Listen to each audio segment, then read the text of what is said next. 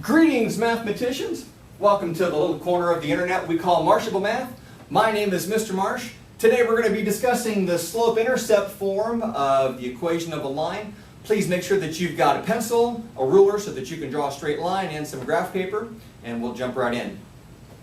Please remember some review items here. If we're talking about a location in Cartesian space, that is on an x and y coordinate grid, it'll be expressed as an ordered pair. Remember, that's the x value first, followed by the y value with parentheses around them, such as this location right here. This location is given by 4, 2, which means it has an x value of 4 from the origin. It has a y value of 2. That's how we express locations.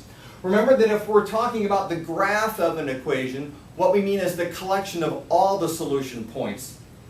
And also recall that when we discussed the slope of a line, slope means the change in the y value over the change in the x value, not necessarily what those things are. What they are is expressed by an ordered pair. This tells me how they're changing. So let's dig right in. Alright, so in slope-intercept form, if we're talking about the equation of a line, slope-intercept form is commonly expressed as y is equal to mx plus b.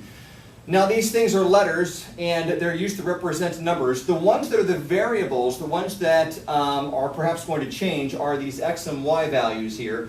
Those are the x and y values that are going to show up on our Cartesian coordinate grid. The m and the b, those are just fixed numbers that don't change. Sometimes this is expressed a little differently. Maybe you've seen it with y is equal to mx plus c or something like that. It doesn't really make any difference, provided that you understand what the thing means. So for starters, let's take a look at this equation here. If I have y is equal to 3x plus 2, in this particular situation, the 3 is my m and 2 is my b. What does the graph of this look like? Well, the easiest way to graph an equation is to plot some points and see if we can find a pattern in the relationship. So let's do that. Let's do a table of values here. And I'm just going to say if x is something, what's y? And I'm going to use the x values of 1 and 2, and then my favorite one is always 0. So let me come over here and let me say, well, okay, what is my y when x is 1? So I'm going to replace the x with 1 and then simplify. So 3 times 1 would be 3 plus 2. That would make y 5. Correct? So when x is 1, y is 5. What about when x is 2? Let me replace my x value with 2. 3 times 2 is 6, plus 2 more, that would be 8. So when x is 2, y is 8. And then the easiest one to do is when x is equal to 0, because when you put x is equal to 0 in there, anything that's being multiplied by the x drops out. So 3 times 0 is just 0, and all I have left here is just 2. Okay?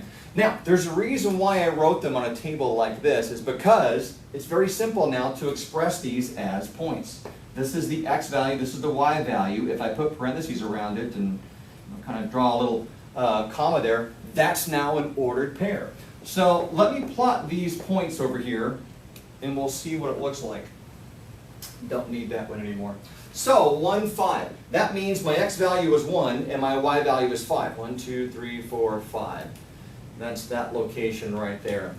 2, 8. So I come over 2, 1, 2, and then up 1, 2, 3, 4, 5, 6, 7, 8. That's that location right there. And 0, 2, 0 means I don't go either left or right, but I do go up 2. That's that location right there.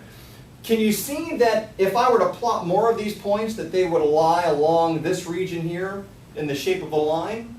So what we'll do then is we'll connect them.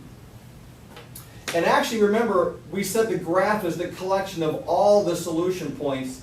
If I were to do 100 or so of these solution points, I've only got 3 here. If I were to do 100 or so more, I might get something that looks like this.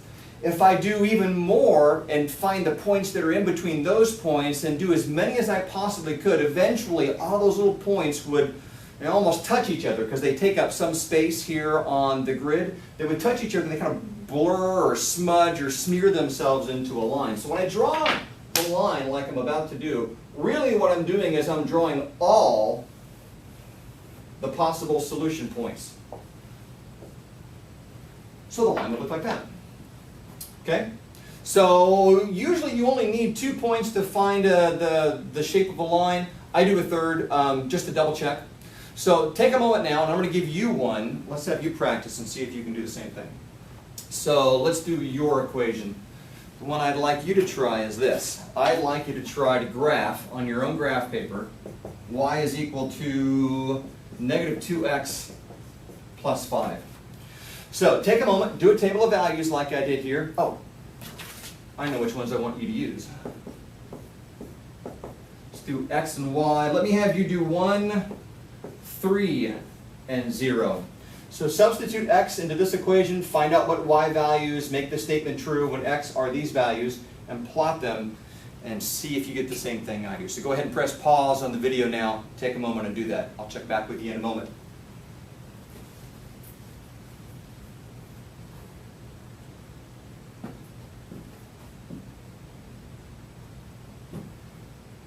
Okay, are you ready?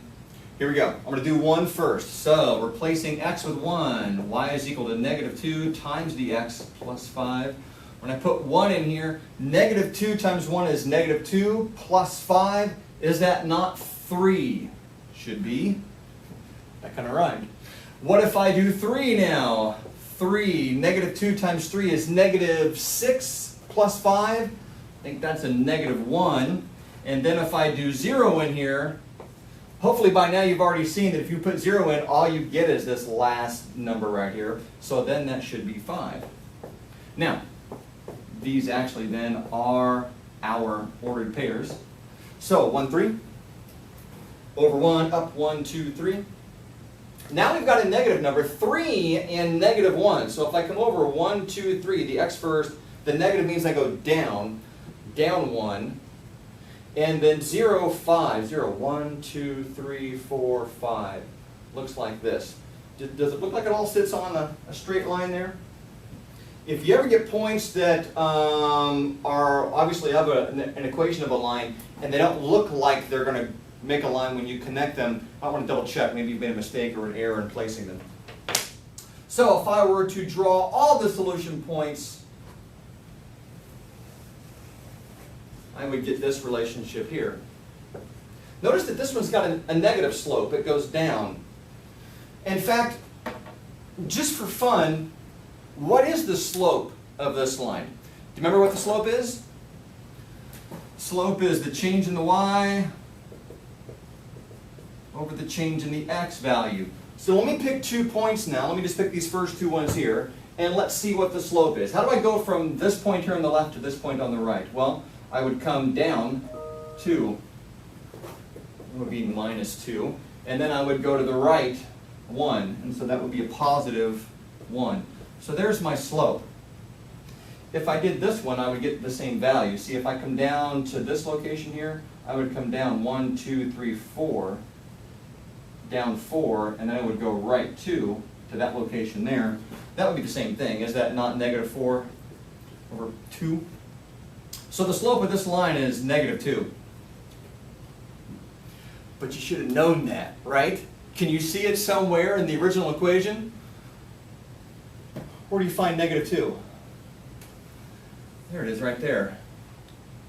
What was our first equation? What was it? Y is equal to 3x plus 2.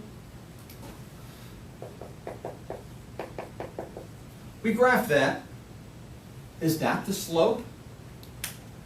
Go back on the video and look at the graph where I graphed that equation and see if you can do some counting here and see if that actually is the slope of the first graph that we did. Check it out. Yeah. So what we found now is that the slope of the line is actually the number that is being multiplied by x when it's solved for y. So m now, that's our slope. That number now has meaning for us. Okay, we don't have to necessarily plot the points and then compute the slope. We can just come right over here and go, oh, the slope is negative 2. Oh, the slope was 3. What about the b value here? What about this? Positive 5. Do we see positive 5 show up any place over here on the graph? Take a look.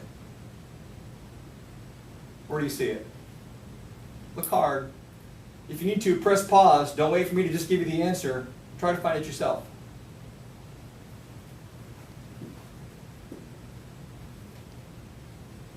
Isn't it that value right there? Isn't it that right there? That's 5. That's the y-intercept. Y-intercept is where it crosses the y-axis, where it intercepts the y-axis. So this value right here, that's my b. And that's why this form of a line is called the slope-intercept form. Maybe a better way would be the slope-y-intercept form, because it's the y-axis intercept. So just by looking at the equation of the line now, we can understand both what the slope is and where it intersects the y-axis. And actually, if we know that, we don't even have to plot any points anymore to try to find the equation of a line. Here, watch this. I'll give you a new one. I'll show you what I mean.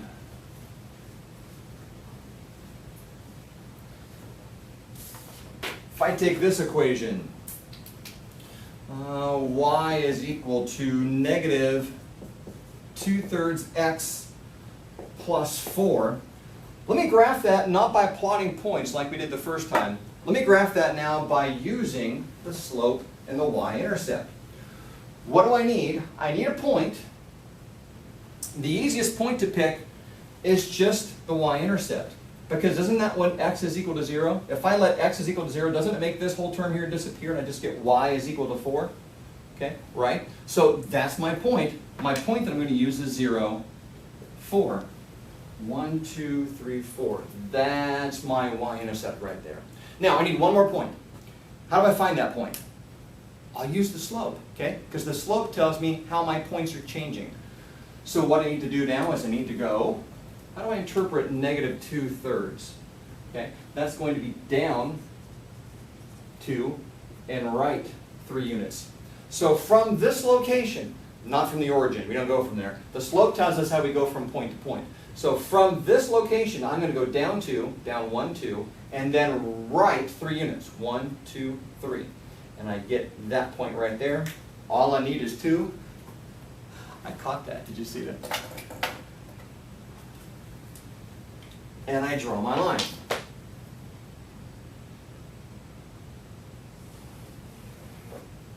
And the pattern should be the same, right? Down 2, right, 1, 2, 3. Look, there's a point. Down 2, right, 1, 2, 3. There's a point. I could actually go up 2 and left, 1, 2, 3, and there's a point. How about you try one now?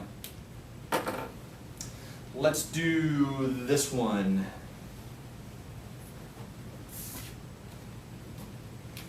Y is equal to 3/5 x minus 2.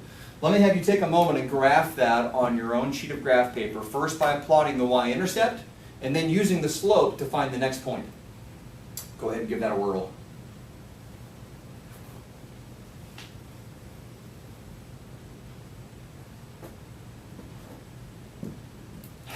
How'd you do? Negative 2, that's the y-intercept. X is 0, y is negative 2. Find that. I'm almost out of space here. Negative 2. And then how do I find my next point? I go up 3 and right 5. Up 1, 2, 3 and right. 1, 2, 3, 4, 5. There we go. Maybe do it again. Up 3 and then right. 1, 2, 3, 4, 5. There we go. Those should all lie now on the same line. And what is the graph? It's the collection of all the solution points. But is it? Let's find out. What is that point right there? Let's get the ordered pair. 1, 2, 3, 4, 5. This is the point 5, and then up 1. When I say it's on the line, I'm saying it's a solution to this equation, right? Let's check and see if it's true. Is the point 5, 1? Is the x value of 5 and a y value of 1, will that make this equation true? Well, let's find out here. So the y value is 1. Is that equal to 3/5 times the x value, which is 5, minus 2? Let me check the math. 1, is it equal to, if I take 3/5 times 5, isn't that 5 over 1? Right? And then whatever factors on top will cancel with other factors on the bottom, so that's going to be just 3 minus 2. Is that a true statement? You bet it is. Okay. There's a solution point. Now, Oftentimes, you'll be given equations of lines that aren't set up automatically in slope-intercept form. You'd like to put them in slope-intercept form before you graph them. So all we have to do is do a little bit of algebra, and that will sort itself out. So what I mean is this. It won't always be given to you nice and neat like this. So what if I had something like 3x plus 4y is equal to 20? You can't just come in here and grab the 3 and the 4 and the 20 and plot them and hope that you find something there. You've actually got to have it solved for y by itself. So let's do a little algebra. How do I get y by itself? Well, I'm going to subtract 3x from both sides. So minus 3x here, minus 3x here. I get 4y is equal to, notice I could say 20 minus 3x. That'd be fine. But in slope-intercept form, we like to have the x term first, and then what follows is the constant term. So let me write it as negative 3x, and then plus 20. Almost done. How do I undo multiply by 4? Well, you should divide by 4, right? But careful here, because here's a chance for students to make mistakes.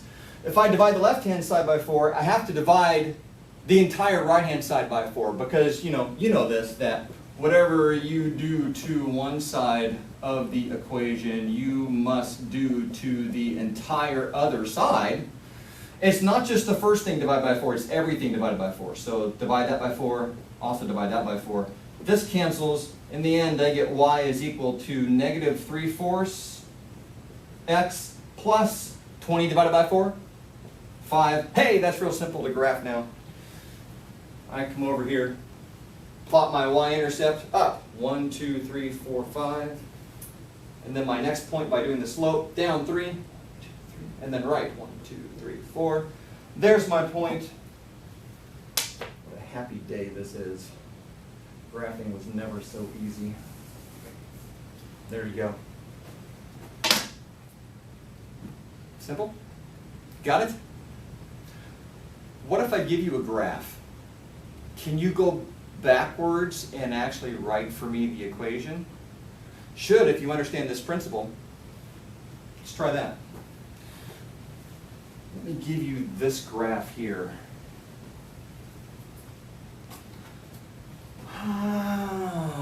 Let's see here. Let's say that it goes through this point, and then it goes through this point right here.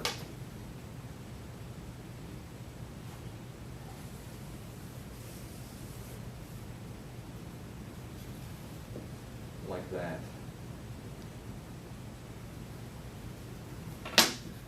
I've actually given you a rather easy one,